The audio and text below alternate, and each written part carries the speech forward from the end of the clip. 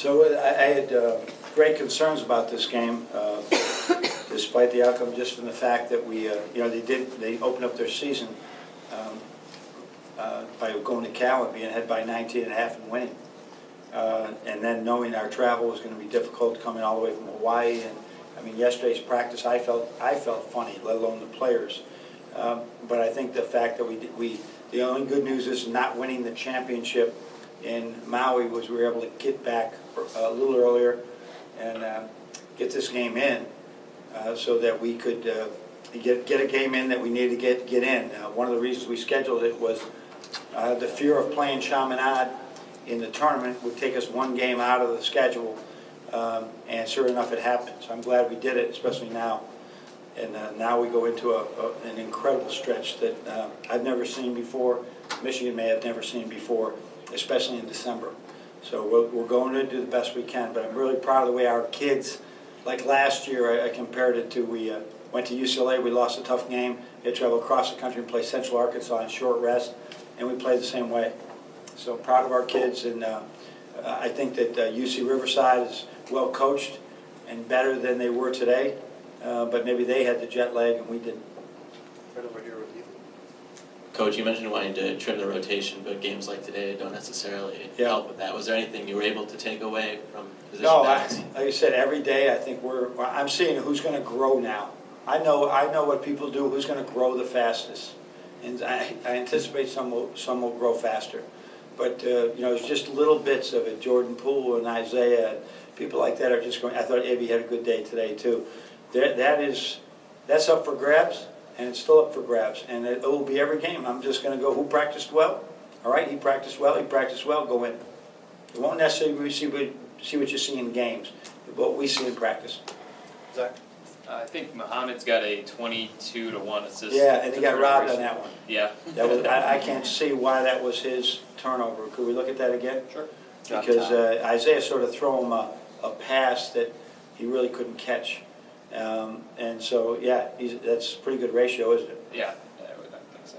What has he brought, though, as a distributor and kind of, I think Mo called him a glue guy offensively? Yeah, you look at him today, I mean, he hardly gets any shots. You know, they put their really good defender on him and couldn't get any shots off it, didn't care about it, just kept really playing really good defense. Really, he just anchors our defense.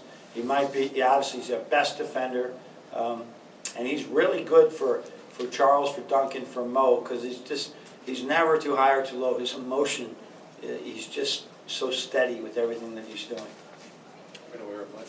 Coach, it seemed like Charles and Mo's two-man game was working, especially early. What do you think that was a result of? Well, we knew they were going to go up what we call a hard blue or hard to hedge the ball screen.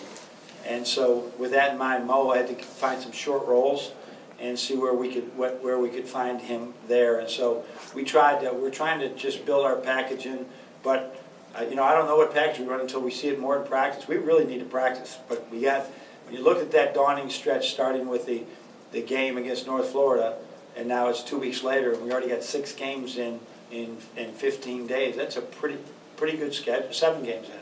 7 games in 14 days is a hell of is an NBA schedule, and so it's just I don't know anything more about the rotation. We just keep playing. George? John, how do you feel about your point guard play heading into the North Carolina game? I think right now it's up. It's good. I mean, we look at their assist numbers and look at their turnover numbers. It's good. We're still we don't. I don't think we have the flow yet. Eli gives us great flow, better flow, and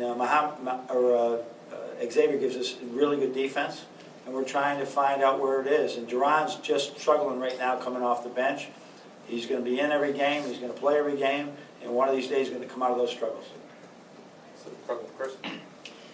Early in the season, Charles struggled in the first half, and you had kind of talked about him getting better shots and doing smarter things. And today, 7 of 11, 7 assists. Yep. I mean, just those 14 minutes he played in the first half. Oh, yeah, the first half, yes. Could you talk about his start, and that has to be an encouraging sign for you that he's getting off to better starts? Well, I think his start could be explained very easily. He didn't play for 2 years. He was not out for 2 years. I mean, his time at Kentucky was very short.